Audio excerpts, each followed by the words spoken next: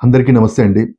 ఆంధ్రప్రదేశ్‌లోని రాజమహేంద్రవరం ప్రసాద్ ఆదిత్య మాల్‌లో జరిగినటువంటి ఇన్సిడెంట్‌లో మెడికో ప్రియాంక తీవ్రంగా గాయపడి బ్రెయిన్ డెడ్ అయిపోయింది. మీ అందరికీ తెలుసు.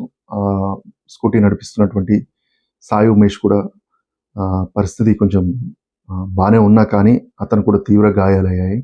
మనం ఈరోజు ఈ విషయాలన్నిటి గురించి కూడా మెయిన్ స్ట్రీమ్ మీడియా గానీ, లేకపోతే యూట్యూబ్‌లో గానీ ఇవన్నీ చెప్తూనే ఉన్నారు. ఆ ఇద్దరు దున్నపోతులు స్కూటీని ఢీకొట్టారు. అయినా సరే పాపం అనకుండా వాళ్ళ పైనుంచి వెళ్ళిపోయారు. ఇప్పుడు ఈరోజు బ్రెయిన్ డెడ్‌తో పోరాడుతుంది. అసలు ఆ అమ్మాయికి కూడా తెలీదు. అసలు చనిపోతున్న విషయం తెలీదు. వాళ్ళు గుద్దుతున్న విషయం మాత్రమే తెలుసు. ఇంత దారుణమైనటువంటి సంఘటన ప్రతి ఒక్కరు చూస్తున్నారు. సీసీ కెమెరాలున్నాయి అని తెలిసినా కానీ ఆ ఇద్దరు దున్నపోతులు కారుతో ఢీకొట్టి ఒక సమాజానికి మంచి చేసేటువంటి డాక్టర్ ప్రాణాలు తీసినటువంటి ఈ దుర్మార్గుల్ని ఏం చేయాలి? ఇప్పుడు చాలామందికి అదే కోపం వస్తుంది. చాలామంది ఎన్కౌంటర్ చేసేయాలని చెప్పేసి చెప్తున్నారు. నడి రోడ్డు పైన వాళ్ళని వేలాడదీయాలని చెప్పేసి ఆలోచన ప్రతి ఒక్కరికి వస్తుంది. ఈ సంఘటన చూసినటువంటి ప్రతి తల్లిదండ్రులే కానీ, మన దేశంలో ఉన్నటువంటి చాలామంది కూడా వీళ్ళను ఉంచకూడదు అని చెప్పే చెప్తూ ఉంటారు. కానీ మనం ఏం చేయగలుగుతాం? ఏం చేయలేం. వీళ్ళకి తెలుసు ఈ గుద్దిపోయినా ఏం కాదు, వీళ్ళను తొక్కించుకుపోయినా ఏం కాదు, వాళ్ళ ప్రాణాలు తీసినా ఏం కాదు అనే ఉద్దేశం వీళ్ళ మైండ్లో ఉంది కాబట్టి వీళ్ళు వాళ్ళ మీదకి వెళ్ళిపోయారు. ఈరోజు ప్రాణాలతో కొట్టుమిట్టాడుతున్నటువంటి డాక్టర్ ప్రియాంక గారు, ఆమె శరీరం కూడా స్పందించడం లేదు. బ్రెయిన్ డెడ్ అయిపోయిందని చెప్పి చెప్తున్నారు. నిజంగా చాలా బాధ అనిపిస్తుంది. ఆ వీడియోలు సీసీ ఫుటేజ్ చూస్తుంటే వాడు 2 సార్లు డాష్ ఇచ్చాడు. మూడోసారి ఏకంగా వాళ్ళ పైకి ఎక్కించాడు. అంటే ఏం కాదనే కదా. ఏమవుతుందో మీ అందరికీ తెలుసు. 2 రోజులు హడావిడి చేస్తూ ఉంటాం. తర్వాత మూడో రోజు ఏమొస్తుంది? బెయిల్ వచ్చేస్తుంది వాళ్ళకి. 1.5 మంత్ 2 మంత్స్లో బెయిల్ రాకపోతానన్నారు. వాళ్ళకి లాయర్లు రెడీ అవుతూనే ఉంటారు. వాళ్ళ డబ్బులు వాళ్ళు తీసుకొని పోతూనే ఉంటారు. ఏదో మధ్యలో జరిగిపోయింది, ఇక మేము ఒప్పుకుంటున్నామని చెప్పి చెప్తూ ఉంటారు. బాధ్యత లేనటువంటి పరిస్థితుల్లో మన దేశం ఉంది. పోరాటాలు చేయాలా? బలహీనమైనటువంటి చట్టాలను చూసుకొని మనం మురిసిపోతున్నాం. న్యాయం దక్కుతుంది. ఎప్పుడు దక్కుతుంది? ఇప్పుడు ఈరోజు ఆగస్టు 5వ తారీఖు జరిగినటువంటి మెడికో ప్రియాంకను గుద్దినటువంటి వ్యక్తులకి ఎప్పుడు శిక్ష పడుతుందో తెలుసా? 10 ఏళ్ళు పట్టొచ్చు, 20 ఏళ్ళు పట్టొచ్చు, అసలు పట్టకపోవచ్చు. ఇంత దారుణమైనటువంటి వ్యవస్థలు మన దగ్గర ఉన్నాయి. రాజకీయ నాయకులు అలాగే ఉన్నారు. మనం అట్లే ఉన్నాం. చట్టాల కోసం పోరాడతలేం. దొంగతనం చేసిన వాడిని నెల రోజుల్లో బయటకు పంపిస్తాం. మర్డర్లు చేసిన వాడిని 1.5 మంత్ 2 మంత్స్లో బయటకు వచ్చేస్తారు. బెదిరించిన వాళ్ళు, రౌడీలు, వీళ్ళందరూ ఉన్నారు. ఎన్నో కేసులు చూస్తున్నాం. అయినా మనం మారట్లేదు. మనందరికీ తెలుసు, మీ అందరికీ కూడా తెలుసు, ఎన్నో కేసులు చూస్తున్నారు. 2016 జూలై 1 జూన్ 1 అనుకుంటాను, రమ్య అనే చిన్న పాప, 10 years పాప, వాళ్ళ బాబాయ్ వాళ్ళ తాతయ్యతో కలిసి స్కూల్లో జాయిన్ అవ్వడానికి వెళ్తున్నటువంటి సందర్భంలో ఇద్దరు దుర్మార్గులు ర్యాష్ డ్రైవింగ్ చేసి డివైడర్ ఎక్కి అవతల రోడ్లో వస్తున్నటువంటి కార్ మీద పడినటువంటి పరిస్థితి. అప్పట్లో ధర్నాలు చేశారు, పెద్ద ఇష్యూ అయిపోయింది. చాలా బాధ అనిపించింది. తల్లిదండ్రులు ఏడ్చారు, పిల్లలు ఏడ్చారు. ఇలాంటి దుర్మార్గులకు కఠినమైనటువంటి పనిష్మెంట్ రావాలని చెప్పేసి అందరూ అనుకున్నారు. కానీ ఈ రోజుకి కూడా లేదు. 10-11 సంవత్సరాలు అవుతుంది, ఇంతవరకు తీర్పు రాలేదు. అంటే వాళ్ళందరూ బాగానే ఉంటారు. ఆ పిల్లల్ని కోల్పోయిన వాళ్ళు, లేకపోతే భర్తను కోల్పోయిన వాళ్ళు, పేరెంట్స్ని కోల్పోయిన వాళ్ళు, ఆ ముగ్గురు పరిస్థితి కూడా ఇంతవరకు కూడా న్యాయం దక్కలేదంటే మన వ్యవస్థలు ఎలా ఉన్నాయో, మన తీర్పులు ఎలా ఉన్నాయో అర్థమవుతుంది. ఈరోజు మెడికో ప్రియాంక సంబంధించినటువంటి ఇన్సిడెంట్ కూడా కారు గుద్దుతుందని తెలుసు, కానీ వాళ్ళ ప్రాణం పోతుందని చెప్పేసి మాత్రం ఆమెకు తెలియదు. తీర్పు వస్తుంది అనేది కూడా, చివరి ప్రాణంగా కూడా తీర్పు రాదు అనేది ఆమెకు తెలుసు. ప్రతి ఒక్కరికి తెలుసు. అయ్యో పాపం అంటున్నాం, కానీ తీర్పు ఎప్పుడు? ఎన్నో కేసులు చూస్తున్నాం. సంవత్సరాలు పడతాయండి. అన్నీ ఉన్నాయి. రమ్య కేసుకు సంబంధించి నిందితులు ఉన్నారు. ఒక నిందితుడు పారిపోయడానికి పక్కన కూర్చున్న వ్యక్తి నడిపిన వాడు ఉన్నాడు కదా, ఇక్కడే ఉన్నాడు. వాడు దర్జాగా ఇంజనీరింగ్ అయిపోయింది, అన్నీ చేసుకున్నాడు, జాబ్ కూడా చేసుకుంటున్నాడు, పెళ్లి కూడా చేసుకోవచ్చు. సో వాడు దర్జాగా ఉన్నాడు.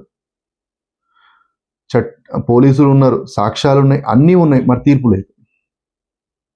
ఎందుకు తీర్పు లేదంటే పక్కన కూర్చున్నవాడు విదేశాలకు వెళ్ళిపోయాడంట, వాడి పాస్పోర్ట్ను కూడా సీజ్ చేయలేదు, వాడు పారిపోయాడు. సరే వాడు పారిపోయాడు, గుద్దినవాడు ఉన్నాడు కదా, వాడు వస్తే తీర్పు వస్తుంది. అంటే ఇంత దారుణమైనటువంటి చట్టాలు ఉన్నాయి మన దగ్గర. వాడు రాడు, మనం ఎప్పుడు పోరాడతారు పోలీసులు, అప్పుడున్న పోలీసులు ట్రాన్స్ఫర్లు అయిపోయి ఆ కేసు బలహీనమైపోతూనే ఉంటుంది. నాకు తెలిసి ఇంకా ఆ తీర్పు ఎప్పుడు వస్తుందో కూడా తెలియదు. మీరు చూస్తున్నారు కదా, అప్పట్లో ప్రత్యూష కేసుకు సంబంధించింది కానీ ఎప్పుడు వస్తున్నాయండి తీర్పు? దశాబ్దాలు పడుతుంటే న్యాయం కోసం పోరాడిన వాళ్ళు ఎప్పుడో చచ్చిపోతున్నారు. ఈ కేసు కూడా మనం మాట్లాడుకుంటున్నాం ఇప్పుడు 2026లో, 2036కి వచ్చినా కానీ ఈ కేసు తీర్పు వస్తుందనే నమ్మకం కూడా లేదు. జడ్జిలు మారిపోతారు, అందరు మారిపోతూ ఉంటారు. ఆ తీర్పులు బెంచ్ మీదకి వచ్చి చేసేసరికి మర్చిపోవాల్సిందే. మరో కేసు ఇలాంటివి చూస్తూ ఉండాలి. అప్పట్లో 2015లో 16లో ఇలాంటి కేసు జరిగింది, 2026లో ఇట్లా జరిగింది, 2036లో ఇలా జరిగింది అని చెప్పుకోవడం తప్పితే ఏముండదు. మనం ఎందుకు పోరాడట్లేదు? రాజకీయ నాయకులు ఏం చేస్తున్నారో అర్థం కాదు. ఉచిత హామీలకు, ఓట్ల కోసం, వాళ్ళ పదవుల కోసం చేస్తున్నటువంటి ప్రయత్నాలు ఇలాంటి ఇన్సిడెంట్లు జరిగినప్పుడు చేస్తున్నాం, అదిగో తీర్పు ఇదిగో తీర్పు అనుకుంటూ కూర్చుంటాం, కానీ మనం ఎక్కడ దొరకట్లేదు. ప్రతి ఒక్కరు బాధపడుతున్నారు. అసలు చెప్తున్నాను కదండి, ఆ ఇన్సిడెంట్లో వాళ్ళు చేసినటువంటి జోసెఫ్ కానీ యశ్వంత్ కానీ వీళ్ళకు తీర్పు వచ్చేసరికి వీళ్ళు ఆల్రెడీ 40 ఏళ్ళలో 50 ఏళ్ళలోకి వచ్చేస్తారు. మొన్న కేసు చూశారు కదండి, ఆ కేసును చూస్తే వాడు 49 ఏళ్ళు ఉన్నప్పుడు ఒక లైంగికంగా ఒక అమ్మాయిని వేధించినటువంటి కేసు, అన్ని సాక్ష్యాలు ఉన్నాయి, అన్ని ఉన్నాయి, కానీ వాడిని తీర్పు వచ్చేసరికి వాడు 62 ఏళ్ళు ఉన్నాడు. ఇప్పుడు వాడు ఏమంటున్నాడు? నాకు ఇబ్బందికరంగా ఉంది, నా ఆరోగ్య పరిస్థితి బాగాలేదు అని చెప్పేసి వాడు తప్పించుకునే ప్రయత్నం చేస్తున్నాడు. 49 ఏళ్ళు ఉన్నప్పుడు, ఒక అన్ని సాక్ష్యాలు ఉన్నప్పుడు 10 రోజులు 15 రోజుల్లో మనం అన్నీ చేయొచ్చు. విదేశాల్లో ఇట్లాంటి తీర్పులు ఇమ్మీడియట్లీగా జరుగుతూ ఉంటే మన దేశంలో ఎందుకు లేట్ అవుతుంది? మన వ్యవస్థలే కారణం. మనం ఒక చట్టం చేసినామంటే దానికి లూప్ హోల్స్ తయారు చేస్తూనే ఉంటాం. ఎంత పెద్ద బలవంతుడైనా పక్కదారి వెళ్ళిపోవచ్చు. మీరే చూస్తున్నారు, పోక్సో చట్టం అంటే ఫస్ట్లో పోక్సో చట్టం అంటే పెద్ద భయపడిపోయింది. అసలు పోక్సో చట్టంలో కూడా ఇలాంటి బయటపడవచ్చు అని తెలిసిన తర్వాత చాలామంది కూడా లాయర్లను పెట్టుకొని బయటపడుతున్నారు. అంటే మన వ్యవస్థలను చూస్తే మనకు సిగ్గు అనిపిస్తుంది నిజంగా. ఇప్పుడు చెప్తున్నాను కదండి, ఆ తీర్పు అనేది ఎప్పుడు వస్తుందో కూడా తెలియదు. అంతే, ఇది మన వ్యవస్థలో ఉన్నటువంటి లోపాలు. ఇంకా మరిన్ని ఎన్ని ఘోరాలు చూడాలో తెలియదు, ఎన్ని విపత్కరమైనటువంటి పరిస్థితులు వస్తుందో కూడా తెలియదు. చాలా బాధ అనిపిస్తుంది. అసలు ఏం చెప్పాలో కూడా అర్థం కావట్లేదు. ఇలాంటి ఇన్సిడెంట్ జరిగినా కానీ మనకు అసలు తీర్పుల గురించి మాట్లాడుకోవాల్సినటువంటి పనేం లేదు. ఎవడైనా రోడ్డు మీద కానీ మనల్ని కొట్టిపోయినప్పుడు కూడా మనం చెంపలు చూపించడం తప్పితే ఇంకేం లేదు. కొట్టినా కానీ పడి ఉండాల్సినటువంటి సిచ్యువేషన్సే. మళ్ళీ పోరాడితే మన ప్రాణాలు పోతాయి. మన ప్రాణాలు పోయినా కానీ ఈ కోర్టు కేసులు, పోలీసులు అని చెప్పేసి ఇక ఎంత తిరిగినా కానీ ఈ తీర్పులు వచ్చే పరిస్థితి అయితే అసలు కనిపించడం లేదు.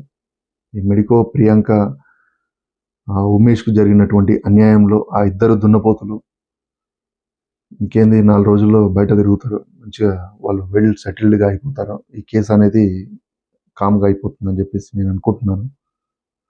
మనం మారకపోతే ఇంతే. మన భవిష్యత్తు, మన దేశంలో జరుగుతున్నటువంటి ఇన్ని అఘాయిత్యాలు, ఘోరాలు ఇంకెన్ని చూడాలో అర్థం కానటువంటి పరిస్థితుల్లో నేను ఈ వీడియో చేస్తున్నాను. ప్రతి ఒక్కరూ మీరు అనుకుంటున్నటువంటి వ్యాఖ్యలనే నేను అనుకుంటున్నాను. ఎందుకంటే మీ అందరికీ తెలిసి ఏదైనా ఇన్సిడెంట్ జరిగితే ఏం జరుగుతుందా, మా అయితే పోలీస్ కేసు కడతారు, జైల్లో పెడతారు, 1.5 months 2 monthsలో బయటకు వచ్చేస్తారు, ఏదో కాంప్రమైజ్ అయిపోతారు, లేదంటే తీర్పు అనేది 10 ఏళ్ళు 20 ఏళ్ళు పడుతుంది అని చెప్పేసి అనుకుంటూ ఉంటారు. అప్పటి వరకు వాళ్ళ ఏజ్ అయిపోతుంది, పరిస్థితి కూడా అలా అయిపోతుంది. ఇదండి.